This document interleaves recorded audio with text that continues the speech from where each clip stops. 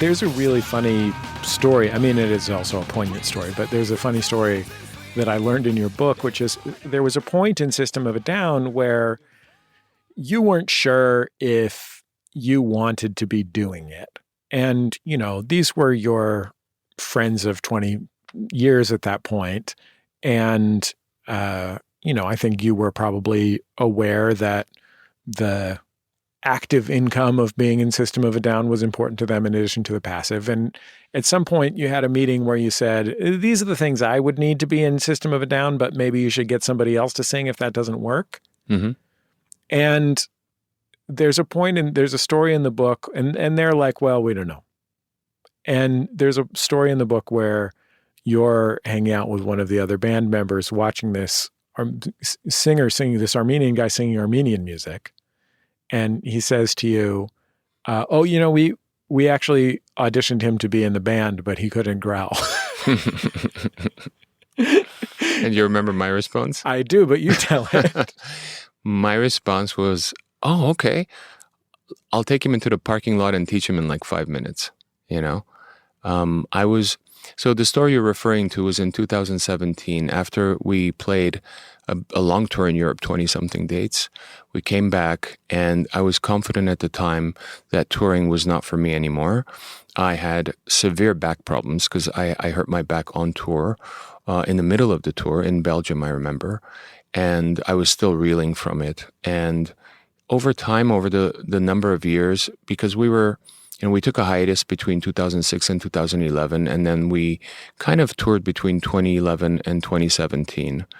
And at that point, I was like, you know, I just really don't want to tour, you know.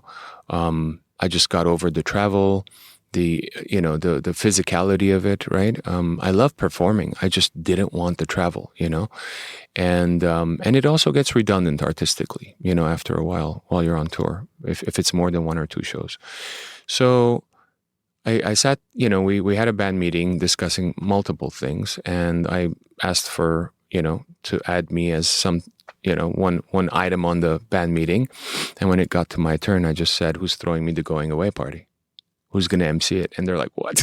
I'm like, guys, you guys know that I don't want to tour, you know, and we haven't been able to make a record. So I kind of, you know, if you guys need to find a new singer, I'm totally open to that because I love and respect you guys and I don't want to hold you back.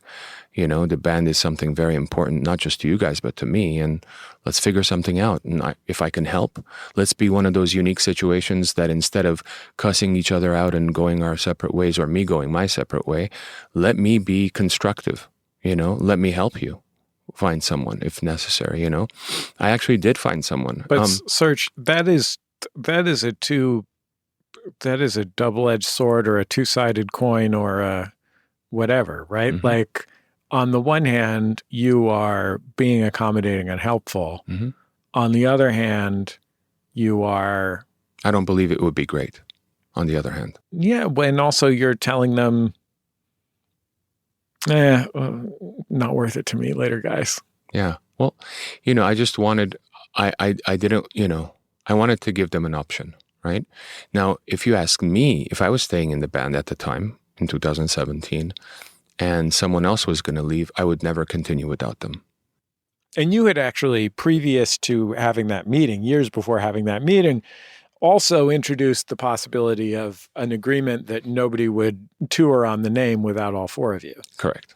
And they didn't want to do that. So I kind of gave up on my hope of that just being, you know, basically tying all of us 4 into stone like Excalibur, and no one being able to pull it out, you know, because it was important to me. It's still important to me. I think System of a Down should always be us 4, but irrespective of what I felt, because I was the one, you know, getting in their way, if you will, I wanted to give them an option. So that's why I did that at the time. And at the time, they're just like, no, man, it's cool. If something comes up, an opportunity, we'll send it your way. We won't put pressure. Because before that, if something came up, they were like, come on, we got to do this tour. Come on. Like there was a lot of pressure, right? To do tours, to perform and stuff. And I just didn't want that pressure anymore. So they promised they wouldn't do that. And so that kind of changed things a little, you know, at least at that time. It's a unique dynamic bands, Jesse. Like it's a really they're your creative partners, they're your business partners. No one can have the same exact vision. No one can have the same exact thought process. And trying to negotiate all that where everyone is happy is really, really not easy.